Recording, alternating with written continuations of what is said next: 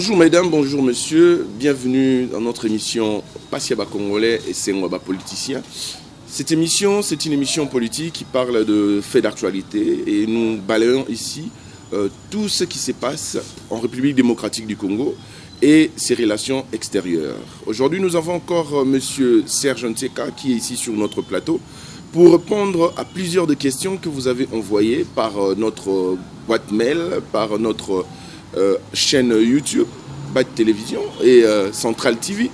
Alors aujourd'hui, nous épinglerons plusieurs points très essentiels de l'actualité, entre autres la libération de M. Vital Kamerhe, qui est clean, qui est vraiment mon Pembe, comme lui-même il essaie de le dire, Moulanga Pembe, donc Maboko Pembe, sans tâche ni quoi que ce soit, avec toute l'équipe qui a été retenue au niveau du centre pénitentiaire de Makala, donc toute l'équipe de 100 jours qui sont aujourd'hui libres. Nous allons parler évidemment de cette image qui a fuité sur les réseaux sociaux où on retrouve le responsable de l'armée MONUSCO à l'Ouganda, Kigali précisément, avec les généraux rwandais et quelques officiers de M23. Peut-on dire que c'est une négociation pour un cessez-le-feu à l'Est ou un système de complot à double visage? Aujourd'hui, nous épinglerons aussi la visite de pape ratée parce que le pape devait venir au Congo.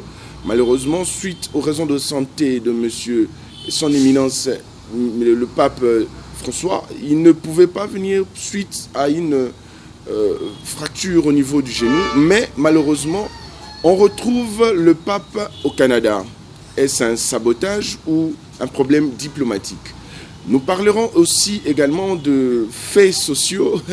On nous rappelle que les Saint-Chars, autrement dit Piodi, promis autrefois par le gouvernement, sera bel et bien ici à Kinshasa d'ici la fin de l'année. Est-ce une escroquerie ou de promesses en vain? Nous parlerons aussi des questions liées à l'actualité, comme nous venons de le dire tantôt. Il y a le PRP qui veulent désigner, je me redire, un nouveau leader parce que selon eux, Madame Jeannette Kabila ne fait pas le poids et n'amène pas leur parti au bon port. Et ces différentes questions seront posées par monsieur Serge Nteka, que je dis bonjour. Bonjour, monsieur Junior. Vous allez bien? Oui, très bien. Comment? Oh, ça va. Super. On est là. Lui, c'est la famille parce qu'il est tout le temps avec nous, parce que aussi, il ne garde pas sa langue dans la poche, bien qu'il est un homme politique. Ici, il est représenté comme l'un des coordonnateurs de ces grands partis PRP. Nous allons commencer d'abord par cette situation ou ces sujets un peu plus câblants que d'habitude, où on nous apprend que vous, les membres de PRP, vous voulez mettre à la porte Madame Jeannette Kabila. Ouais, merci beaucoup pour la parole. Vous savez, Ndeko Junior, Madame Jeannette Kabila, l'honorable, Dada, on la doit d'abord de respect. Oui, Maramouming et Zole Kalambo Kanabiso, et comme influence politique, tina ba famille à Batou. Parti PRP, ça parti Kamba Mito Wadou Kolit et Salamaka na fait musée Laurent Désiré Kabila. Et là, yo, sali association na yo, ba premier adhérent, ils ont moi sinon na banana. Normalement. Mais on les a partis. Alors, dans un parti politique, yeba été tant que Moussa Salaga parti nae, moi si nae, adhérent qui peut accompagner qui vision nae. Historiquement, tu yebi. Maman si faut accompagner qui Moussa. Ti lelo accompagnera parti wana. Et lelo PRP comme on a problème comment pendant que l'honorable Jeannette Kabila a été élu comme député national du PRP, le parti de la Révolution populaire. Alors, il y a un groupe de gens mal intentionnés, des dissidents, autrefois, parti de l'Ongolaka Bango parce que Baluka a aucun pouvoir. Baluka qui va côté na union sacrée. Alors, le col a besoin qu'à poste na gouvernement outiko kabamama ou ba outiko kabolawa. Se retrouve qui bazongaki basengaki na pardon. Le col a parti politique et Yambakamoto nyonso.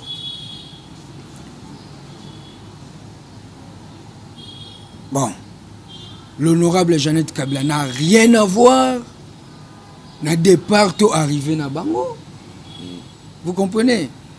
Donc on comprend que c'est un groupe de gens oyo ba yokani ba sangani ba bingana maman Jeannette honorable Jeannette Kabila na bokondinaye ya PRP, c'est ça?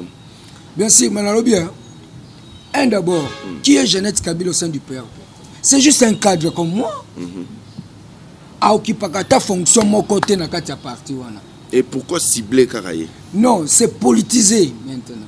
Vous voyez, on vient déjà de commencer au niveau de l'Assemblée nationale. Congolais n'y ont saisi que Jeannette Kabila assiège chaque fois plénière ezali. Total à rango, tout le monde a rango. Mais au monaki, il va convoquer qui est.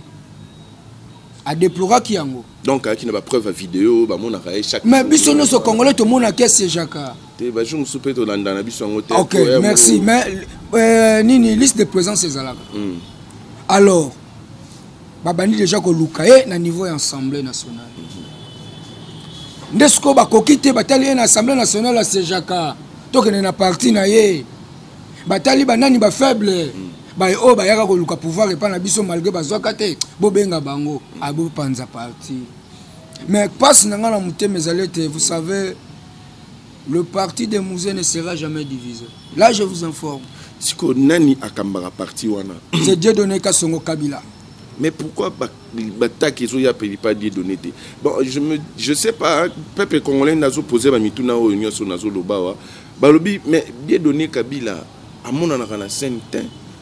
On dirait à Zappé actif. Il y a un moment ma banga mingi zo la cage Jeannette on retrouve Jeannette jusqu'au je vous apprends que je vous en prends pas parce que vous le savez, Jeannette Kabila a un membre influent dans la PRP, surtout que a gagné pe bavo et belé tout le monde est ensemble. Que fait monsieur Dieudonné Kabila na poste wana? Bon, Dieudonné Kasongo Kabila, c'est le président de notre parti politique, le PRP. Lui qui a conservé ses partis pendant longtemps. Mais dans un parti politique, il y a aussi ce qu'on appelle des congrès. Vous savez. Alors, jusque-là, nous attendons que parti ait des congrès et qu'élire Bakonzi Asika. Vous comprenez? Mais jusque-là, il faut commenter l'autre côté parce que je ne suis pas habilité comme porte-parole. Je suis qu'un simple cadre, comme l'honorable Jeannette Kabila aussi, qui est cadre.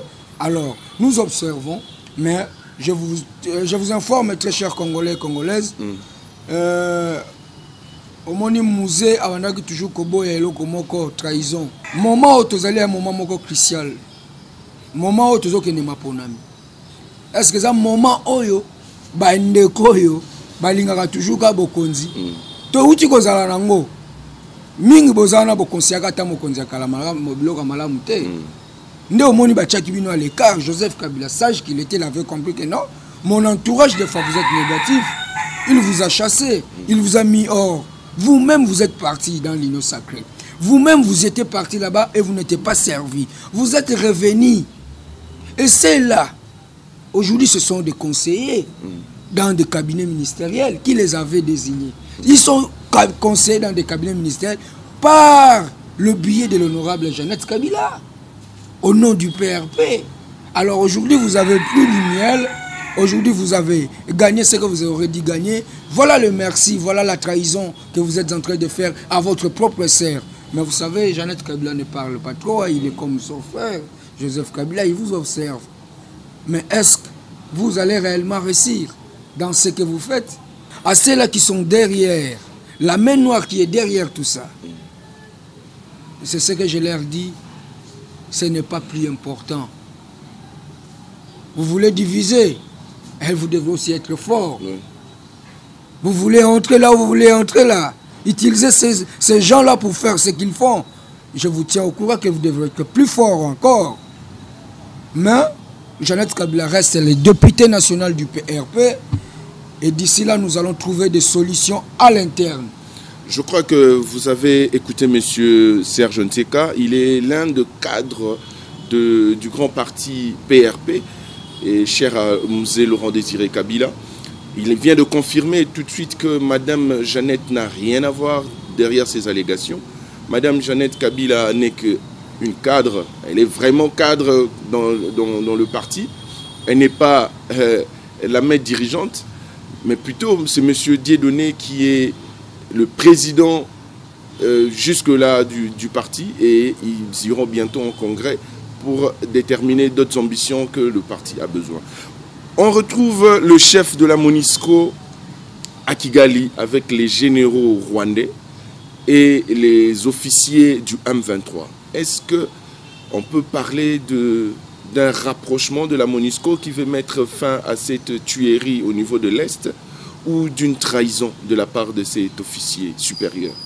Monsieur Junior, très chers téléspectateurs, la MONUSCO, mission nango esila kala na mboko yo. Joseph Kabila sengaka bazonga. Asesengaki tango président Félix Ayaki, leto luka mécanisme pour bazonga pour monsieur Silaki. Ngai nazo banga lelo yo na ebisaka ba Congolais nyonso. Na ko banga ka l'époque to période oyo Félix Tshisekedi président actuel azo diriger mboko yo Congo et Kabwana. Nazo banga et nazo répéter, nazo interpeller Congolais surtout. C'est triste de voir que au moment où nous devons être solides avec la MONUSCO qui est notre garde, parce qu'on le paye pour ça. La MONUSCO est là comme notre garde-corps. Congolais, faut comprendre. MONUSCO azali lokola garde oyo tchaka na porte surveiller lupangu na yo. Non, Sinzili ko. Sinzili. To futa ka yepo nango. Mais comment yo Sinzili na ngai, garde na ngai, okende pa monguna na ngai boso la nini? Ko banga. Boso la nini? Donc je dirais que la MONUSCO doit bien faire son travail en évitant de trahir le peuple congolais. Et en nous, Congolais, nous devons aussi réfléchir en termes que le problème du Congo, comme toujours, honorable Jeannette Kabila et Sakabiso, organisez-vous. L'organisation à l'interne de Cojunior. Les Congolais doivent s'organiser. Ce n'est pas toujours question de la MONUSCO. La MONUSCO peut aller là-bas, échanger, boire du vin avec le milice M23, avec le généraux rwandais. Oui, ils peuvent le faire. Si c'est en termes amis, moi je ne sais pas. Mais ce n'est pas le moment de nous afficher ce genre d'images. La RDC a besoin de la paix et la vraie paix. C'est pour ça que j'ai toujours dit Congolais. Congo et Sengel Nabisoto soit président, le roi Mouzé Laurent Désiré Kabila. Le roi la Poutine, le roi la Moine, la Corée, le roi Tchala Moana. Le Congo a besoin d'un homme comme celui-là. Donc le Congo a besoin d'un dictateur? Pas d'un dictateur. Mouzé n'a jamais été un dictateur. Non, autrement, quand vous dites dictateur, mais allez en Corée, vous allez voir que les Coréens vivent mieux. Bon. Entre eux. Si nous revenons à la MONUSCO, donc on doit comprendre que la MONUSCO n'a pas accusation au Union Sobalo Baraponaye, et c'est vrai, entre autres, on avait retrouvé récemment plusieurs jeeps MONUSCO avec des minéraux qui traversaient vers Kigali, et on retrouve aussi certains généraux de la MONUSCO en train de devenir des commerçants dans les carrières congolais. Et si on retrouve les généraux là-bas, est-ce que ce n'est pas une manière de consolider encore cette guerre? Parce que cette guerre leur permet de voler nos richesses, leur permet de mettre le chaos au niveau de l'Est pour qu'ils continuent à piller nos richesses et sous-sols. Est-ce que ce n'est pas le moment de dire tout haut, comme l'avait fait M. Joseph Kabila à l'époque, de réellement chasser ces gens-là? Joseph, quand il le disait, l'UDPS était le premier à dire que c'est lui qui est derrière tout ça. Alors aujourd'hui, c'est l'UDPS qui nous dirige. Vous ne voyez pas qu'ils nous ont menti, les Cojunior. N'est-ce pas, ils avaient promis que dès qu'ils auront du pouvoir, ils vont faire X et Y. Mais aujourd'hui, on regrette que le même gens qui nous dirigent aujourd'hui, au lieu de bien diriger, au lieu d'orienter la République démocratique du Congo vers la paix, vers l'émergence, vers le développement, ils sont là en train de critiquer les autres. Alors, la MONUSCO doit partir.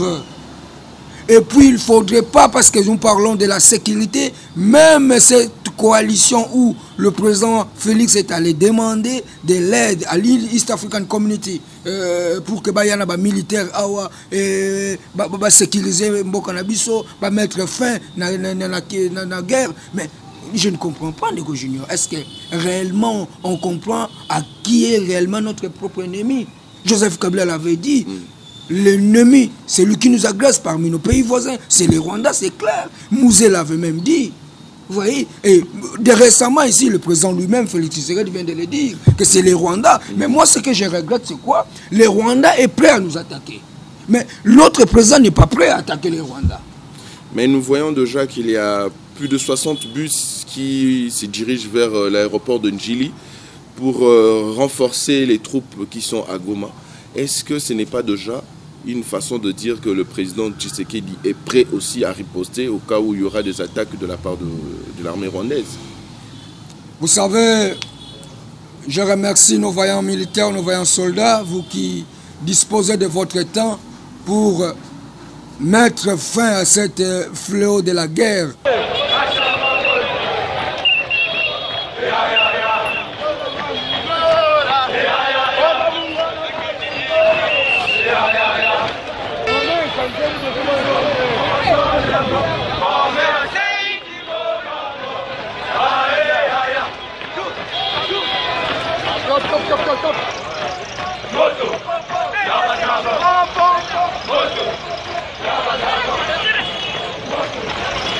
Sur la terre de mes ancêtres, hein, que Dieu vous protège là où vous êtes. Naebi ke bokolonga na ngolu ya nzambe ya tata Simo Kimbangu ya vulu sinyoso ya Congo boza makasi bokobunda pe bokolonga kasi wana bakei eza malamu bake kobunda kasi condition de vie sociale ya ba militaire bake na combien na poche na bango. Merci beaucoup. Merci beaucoup. Et bakoya, et belé bakoya pe ba blessé ba komo senga sumbongo na banzela. D'abord il faut régler les problèmes socio-économiques de ces militaires là. Leurs familles qu'ils ont laissées ici. Quel est na ba kan comment na ndolenge bazo vivre? Baza na ba conditions malamu te. Bazo futa ma combien? De militaires allaient dans la banque pour 75 000 francs, 80 000 francs. Pas monsieur bazo 50 $, 100 $. 100 $, on a équivalent à mbongo na biso l'autre côté. Oui, balobi bénévolement to bunda. Félicitations à vous Nzamba bate la bino. Kasi mando kinini bako bunda nango. Et puis awa eloko ngana ko kamona ko mituna président Félix Tshisekedi sokazo comprendre gestion il y a pareil sécuritaire parce que lorsqu'il y a eu séparation entre FCC et Cash, Ndeko Junior, FCC Cash, on a vu le président se tenir debout.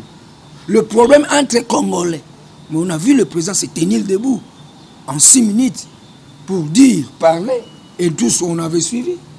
Mais quand Kagame se pointe presque chaque fois pour dire que le problème des Congolais c'est eux-mêmes et on est prêt même à entrer là-bas.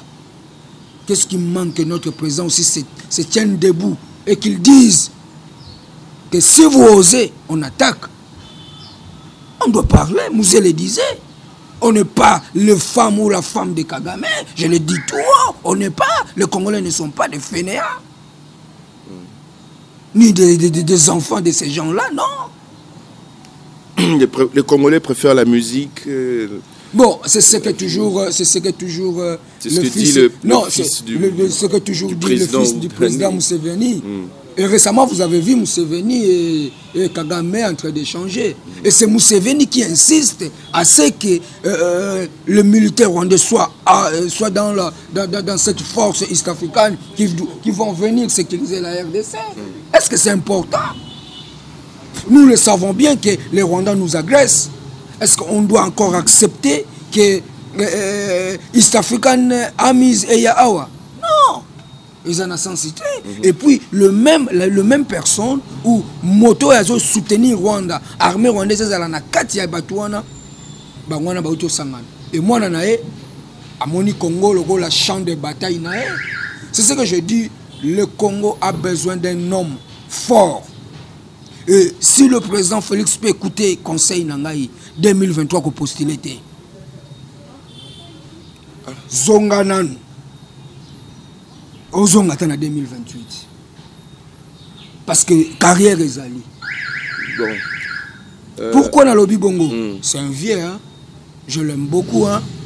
Quand il a pris le pouvoir, nous étions tous ok d'accord que les programmes de l'UDPS de Tchène Tshisekedi viennent nous diriger, viennent développer le Congo. Mais ce n'est pas ce qu'on nous voit là. Bon, même Paris ne s'est pas construit dans un jour. Je crois que son premier mandat était, bon, si on doit constater, c'est plutôt un moyen pour nous de renforcer, de consolider nos relations diplomatiques avec l'extérieur. C'est la raison pour laquelle il a effectué plusieurs voyages. Et nous constatons aujourd'hui que nombreux sont ces investisseurs qui sont prêts à venir en République démocratique du Congo. Mais malheureusement, la guerre à l'Est repousse plusieurs...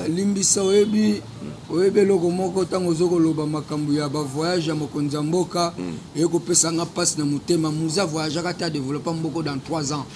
Aux tellement vivant en Bokoyo, 3 ans, tu vends dans musée Laurent Désiré Kabila, service national, tu mona yango, malgré les lobango bazo sale lango. Service national, c'est musée Laurent Désiré Kabila. La cantine populaire, c'est musée Laurent Désiré Kabila. Vous comprenez? Congo est bien, tout le Congolais n'y sont pas au Zamba, tu vois, Jacamine Zamba. Vous comprenez? Alors, aujourd'hui, le président fait 3 ans, plusieurs voyages. Comptons l'argent qui est sorti dans le trésor public, c'est combien qu'on a perdu pour aller effectuer tous ces voyages. Combien on a gagné des retours? Parce qu'on dirige pour gagner. Hein? Oui. On gère pour gagner. Ce n'est pas on est là, je pars voyager pour, comme dans l'espace touristique. Non. Quand il voyage là, c'est pour négocier quelque chose. Bon, en termes sécuritaires, aujourd'hui on est agressé. Est-ce que là où il est passé, tous ces pays-là qu'il est passé, y a-t-il un pays qui est dit, bon, on te vient en aide? On a vu l'Australie soutenir l'Ukraine. On a vu les États-Unis soutenir l'Ukraine. On voit la France, on voit des pays d'autres soutenir l'Ukraine parce qu'ils sont partenaires. Vous voyez, diplomatiquement, ils sont partenaires.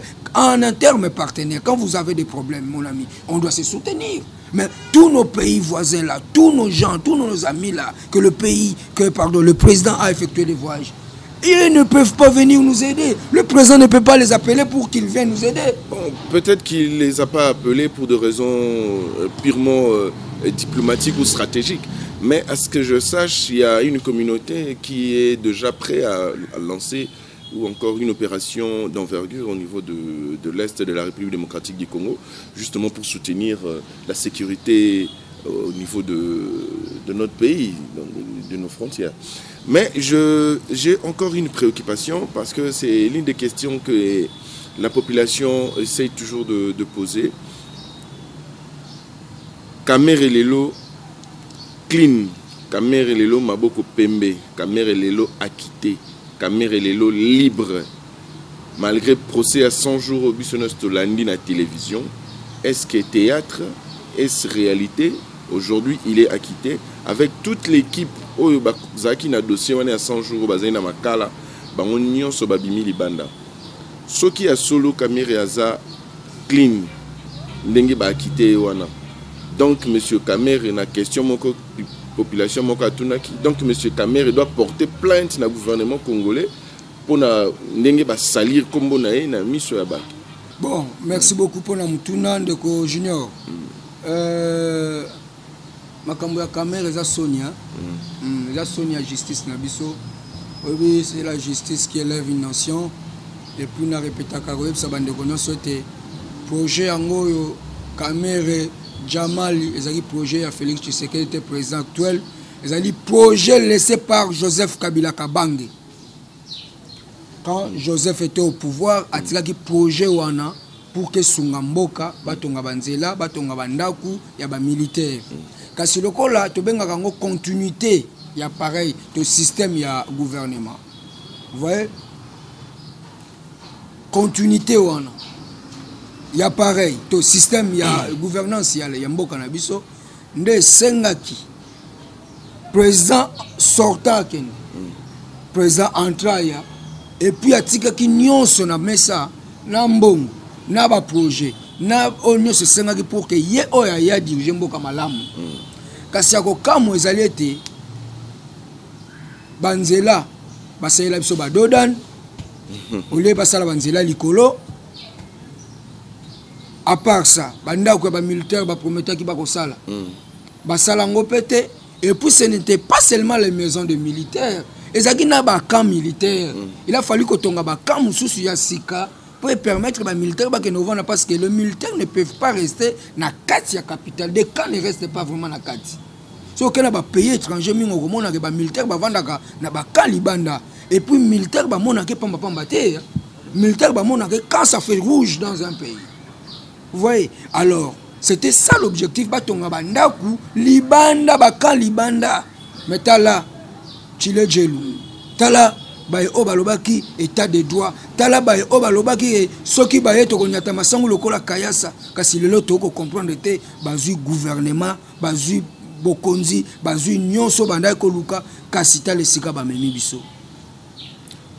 Est-ce que au monité que ndenge bazali bandeti monsieur Jamal azali libre lelo donc ibaki mbonga Congo te ce qui veut dire que projet wane ko continuer parce que Jamal azapena na kishasa susute Jamal si déjà zongi na mboka na bango.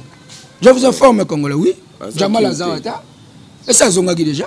Mais si le projet 100 jours on a banda ko fabriquer ba tchaki ou balaksa ki biso ba image qui ezali déjà na port et commis. Mais Jamal alobaka biloko na bino ezawana. Bino bolobaki yenda yibi.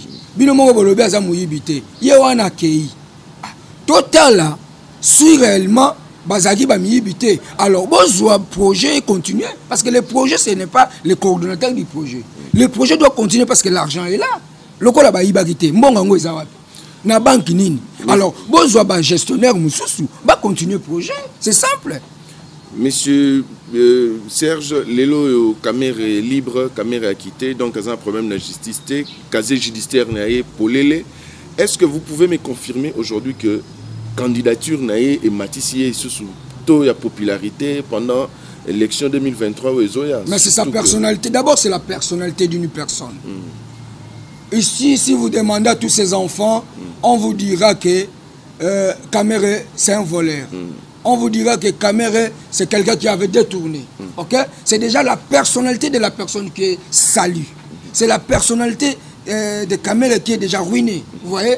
Maintenant, on vient de les laver. Est-ce que le Congo va lui donner de l'argent? Est-ce que le Congo va lui rembourser? Est-ce que le Congo va lui what do you call it in French? Et que l'ongolais bo salité au balatisi te. Le loyo na ebité est-ce que Babi monsieur pas comme ma premier ministre? Mais ce sera une manière aussi pour nous resengayer pardon. Merci. Ce que Zabongo, c'est que c'est le théâtre de chez nous. Oh. Film à Yesu te. Mais tobanda okanisa ke to kokola biso tobanda okanisa Jésus Christ total kana ba film yende mwana nzambe soki babaki eto tolela tobanda okenda ba église to kotala ka ba film mais mokolo mususu na Nairobi na Masai Mara na mona mundele wana ako tukuna ka film na ba wadu ko ba chameau na ba girafe. Oh, c'est l'acteur du film de Jesus Christ. OK? Vous voyez donc film ya Yesu yango ne ba tourner biso awa estalini série 100 jours. Série 100 jours. Yandeko Félix Tshisekedi président Nabiso. Nandeko Jamal. Nandeko Kamere. Ba tourner film sikoyo assassin. Na film wana ezakinde juge. Bango ba acteur. Ne ba bomi. Oh, mais na film total la soki boke na bitumba. Mutu akufa kezaka nani? Assassin na kufarate ba acteur nde bakenda kati sikoyo assassin na film ya 100 jours na kufi ngana lobata mususu rapport ya lingete nde kufi pour rapport ya lingete nde mutu ya kike nani monsieur Kamere nde moyibi na bande na ya ba Jamal et consort nde ba mibi sikoyo tant que le monsieur Kamera a quitté, peut-on dire que rapport IGF est à bâclé? Bien Moussala ou Alingeti Azo Saleza n'a malongate alors? Écoutez, Alingeti na IGF Bazo Sala Moussala ya théâtre ya distraction na mboko yo. Alingeti a ke États-Unis. akaloba ke guerre na Congo ezalaka te. Est-ce que vous comprenez muto boche na gestion ya inspection finance? Hein? Alobeli na sécurité. Donc accompagner na makambo ya zoyeba ko sala te. Aye alobi ete caméra na Jamal bayibi mbongo. OK. Mbongo bayiba kisiko eza wapi? Po bo laver bango. Ba congolais ba komona bandako ba militaire tongami te, ba so de mouton bo sali alors que zaki banzela elikolo. Je fais partie de ces gens qui ont élaboré ces projets. J'insiste du jour au jour. Si vous voulez des preuves, toquez la cellule des infrastructures. Banzele zali kolo de 109 24 ti boulevard nyoso tutiawa na banzela mai. Yango ba yeko kosa bana pompage basali bango dodan. Ezanzela likolo. Congolais faut boyeba yango. Joseph Kabila tika kambongo wana boya kokenda ngo parce que bolinga ka boloba atala bakimi na mbongo na biso banzela. Lokola to misana toujours ko finga ko critiquer. Kasi on a kolobelo ko moko bandeko bokolanda ngai. Wana ezali entre parenthèses. Oyebike bandeko IDPS ba congolais bo sengeli ko la kisabiso ete ya solo gouvernance ya Kabila ezalaki mabe. Parce que boloba ke eza mabe. Mais ce ko bayeba ka gouvernance ya mabe to malamu na nini? Na gestion. Na bosala. Soko ye lelo ndeko junior, n'est-ce pas ça ba peso gérer. Okolaksa ke moto bandako sala mabe soko améliorer. Na peut-être se comprendre. Mais bamibi. Vous comprenez? Bamibi baza sous-souté na niveau ba ya ba caisse à l'état ils ont yiba ma sous. Mais na lobi boy, yo lobi boy, yo lobi ke ngai na za mabe. Ngai na longwete, yo za malamu ye. Si faut la ki sasiko bolamu koleka mabe onga na ndako sala. Okozala kaka te kaka ke Serge azalaki mabe. Yango nga na oko sala te. Non, ce n'est pas ça. Monsieur Kamer est aujourd'hui libre. Donc peut-on dire que IGF Azosamsa n'est malongate?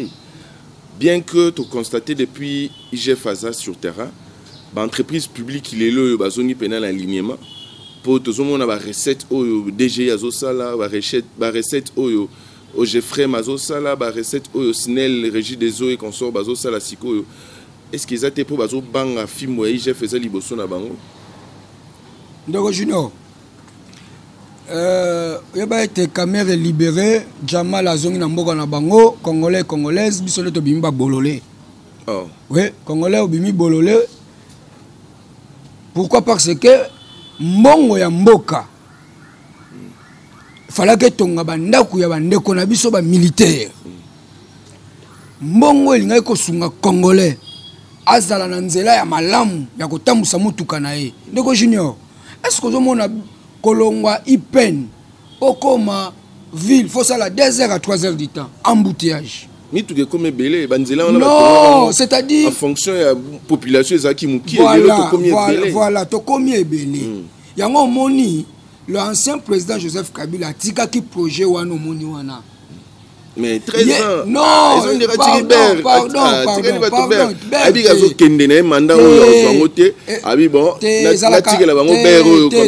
Est-ce que dans 5 ans, en gestion d'État, ils ont il faut se comprendre.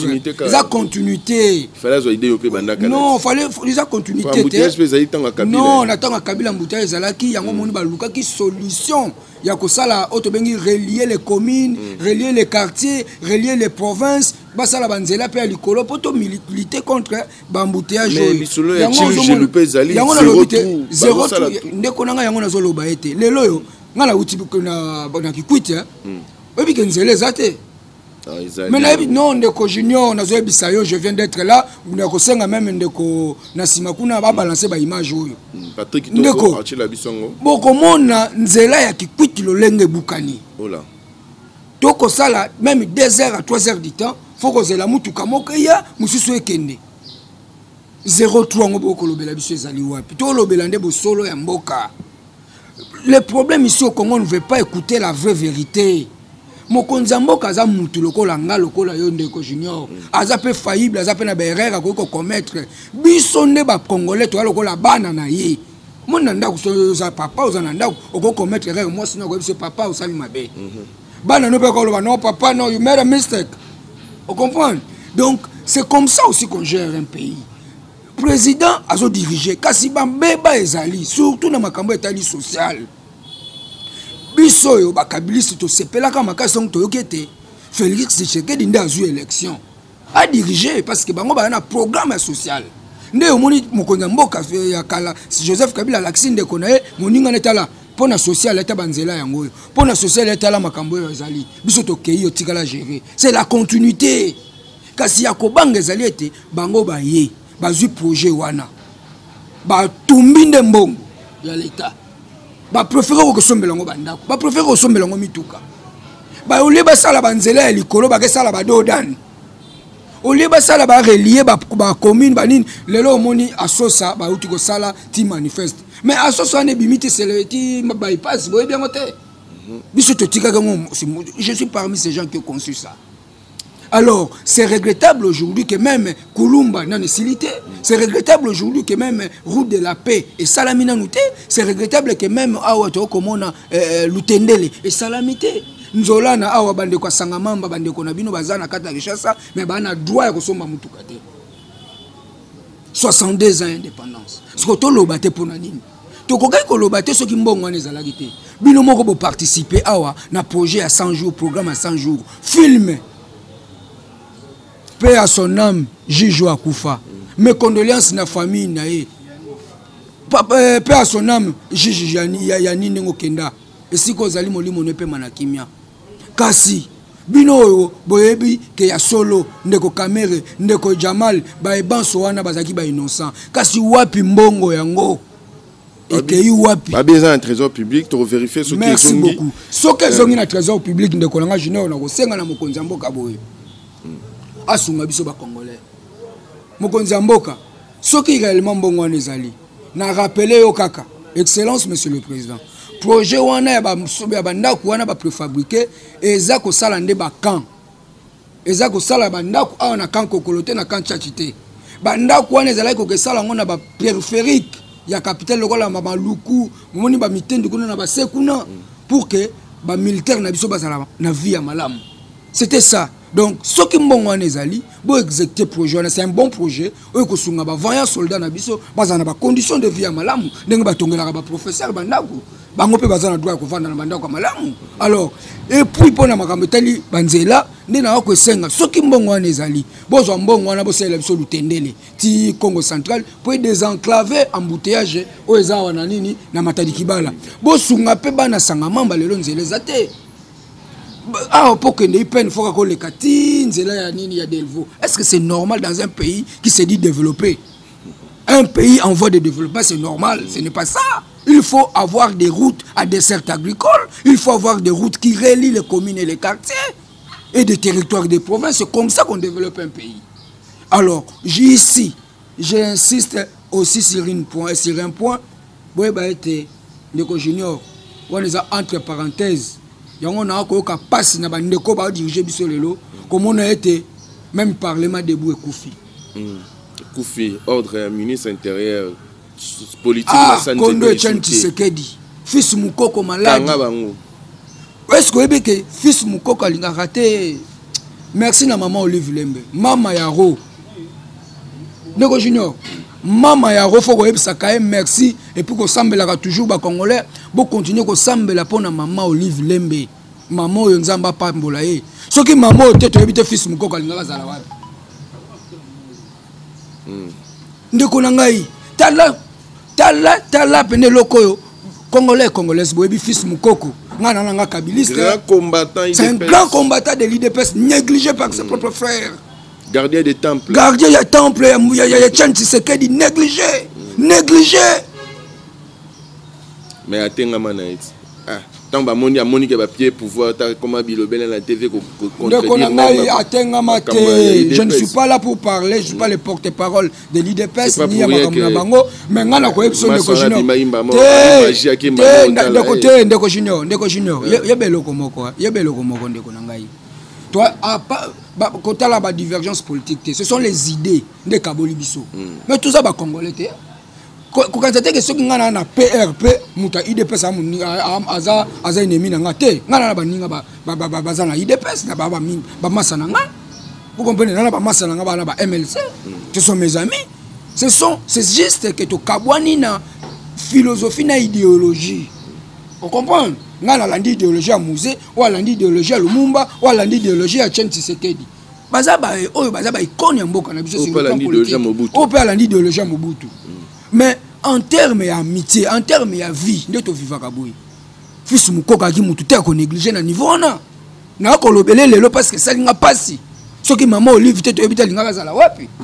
Bande quoi IDPS, ils étaient le premier à aller d'abord se rendre compte que tu as même continué même pas tant que na lobby parce que il n'était pas fallu que Bisoto soutenir. Est-ce que vous comprenez? Ndeko nanga nazo faire comprendre le quoi mwana na yo. Oza na mbongo, mwana na yo akobela. Oko zela voisin ko sunga e? Ah merci soki ya kisi na yo tika kisi bukanzambe ndeko nanga. Voilà, nous sommes arrivés. Na ko senga na ba Congolais. Oui, merci na ko senga na ba Congolais. Boye ba ete maman Olive a ko sala susu hôpital ya munene na limité. Et sika traitement zalaki $800 na bamboka poto ay ko zala $80. Wana zali don ya maman Olive Lembe Kabila mama yaro alobi non juste pour kasi bande ko no pe ba ko traiter ba zota moi transport na mbongo ndeko na ngai boye ba ete to ko avancer vers les élections to moni bozoba onyo se salami na mboka na biso na ko senga na bino ngai mwana na bino Serge soki na lobaki mabe pardon na lobino yo mabe te kasi na ko yebisa bino boye boko sala peuple congolais mabe boko nyoko la congolais bolobaki soki bokomi na pouvoir boko changer social na biso bolobaki soki bokomi na pouvoir tokolia masangu kolekata kayansa lelo tokolia mabanga lelo tokomona ke sénateur à vie Joseph Kabila ndako mosala masangu ayela kabiso awa. Chers Congolais, Congolaises, le moment est venu où nous devons nous prendre en charge, comme disait Mouzé Laurent Désiré Kabila. 2023 approche. Botala, Lisu Nicolas Lisu. Ba député wana, bayaki ba kosaki biso na bilamba, bayaki ba kosaki biso tabake na parlement, ba ko voter kaka ba loi na bango. Ata loi moko te ba voter, auto sanctionner Rwanda wazo ko agresser biso.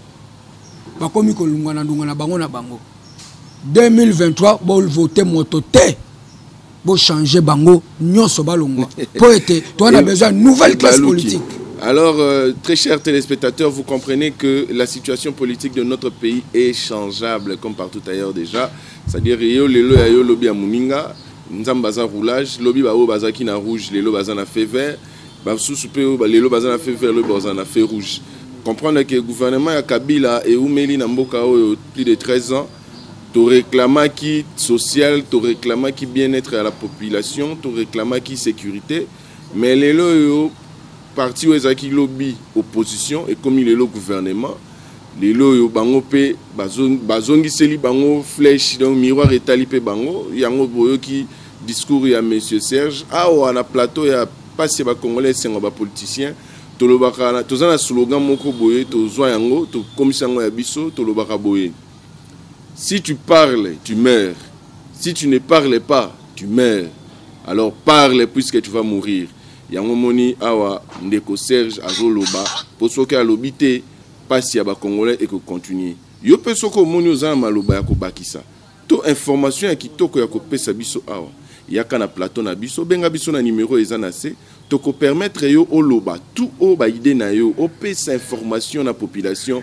Pour la population à Zananzala, balobaka le ventre affamé na point d'oreille ndeko.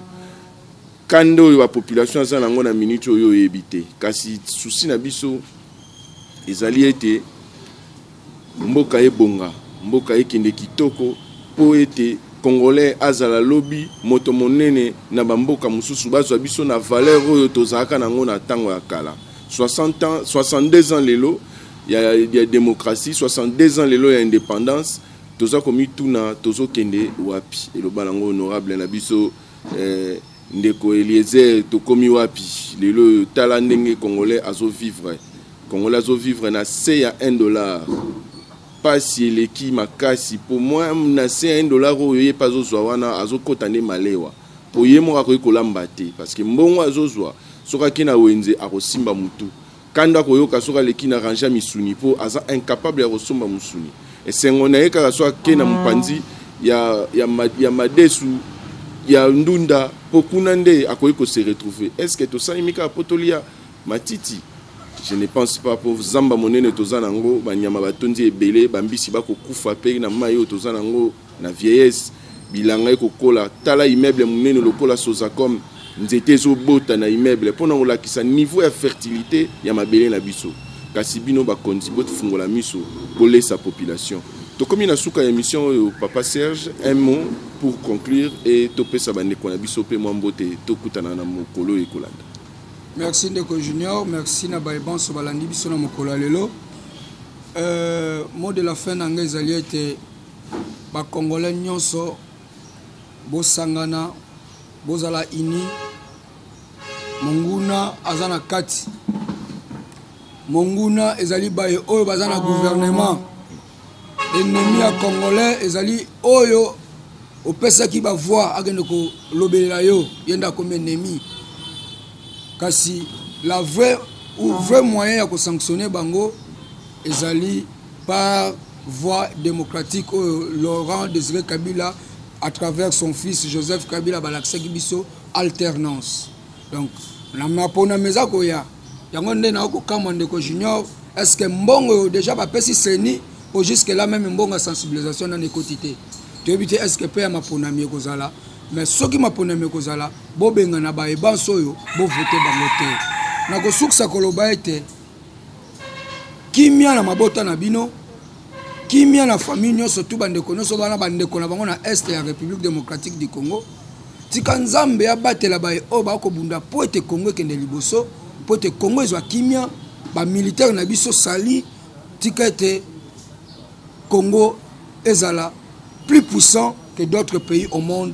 Et puis, je tiens à vous informer que dans les jours à venir, le parti de la Révolution populaire et le Congrès,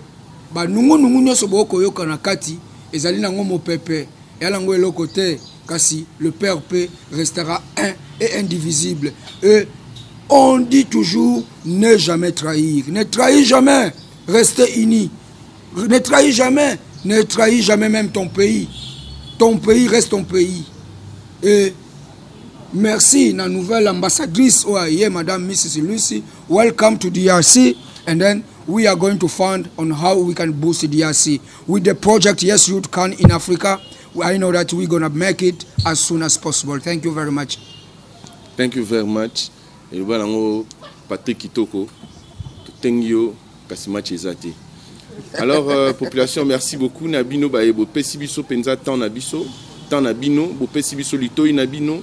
Boyoka o biso tolobi so ki maloba tolobi etongisa mi mutema na yo esali yo pasi benga biso tokosenga bolimbisi kasi soki ezali penza na intérêt ya population congolaise zwa yango bongo mais changer tant bazo sala ba remarque ezate po balingi yo te mais eza po balingi yo changer tant mususu po bongisa po tolingi yo nde tozoloba na moto basala ka remarque te bazara na posa ke na libulu adinda po lobito kundai mais tant bazo sala ba remarque ngi lo ba ke balingi yo mingi kasi balingi o changer to obongisa ezaleli na yo to pesi binombo te mingi to komi boye mokolo elandi to royal lisusu awa to koyamba mopaya mususu o to poser pe ba question ebele o bino bozotindela biso na nzela ya réseaux sociaux boye ba ete machine oyo bomoni awa bato kitoko botali na TV na bino ezali bongo na monsieur Patrick Kitoko nde moto asali ete bomona biso na ba etando moke.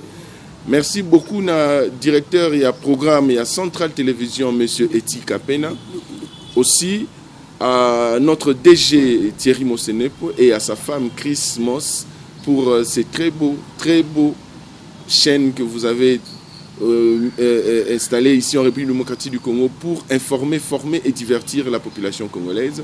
Merci à vous tous. Vous avez un mot, monsieur? Oui, je voulais juste dire parce que bande kwa kikwiti balandaka mingi to balandaka biso mingi na ba YouTube po ete courant ezate. Alors basengi vraiment na lobela bango Mozito Fayulu Kimbuta Weranson Kimbuta bana kikwiti bana courante 62 ans d'indépendance et loko mususu tokomi na 62 ans d'indépendance kasi bandaku inera oyo ba belge batika na inera kaka yango na pesa ko bukana alors que le développement du pays à travers l'agriculture et sengel na inera za na ba logistique ya malamu et sengel na inera za na ba condition moko to ba bureau ya malamu ndeko nanga junior na mikoleza ko yana ko luka lolenge na stokoma na ba biro na bomona lolenge inera bazata na ba ordinateur te bazata na ba engin te alors que c'est l'organe approprié na ministère de l'agriculture pour être esunga secteur agriculture na mboka na biso donc ba ebanso ba yebi ba bato bandundu bato ya Kikwiti village na bino to mboka na bino molili tout. Merci beaucoup pour l'information, monsieur Serge Nteka. Comprenez que c'est un monsieur qui garde pas sa langue dans sa poche.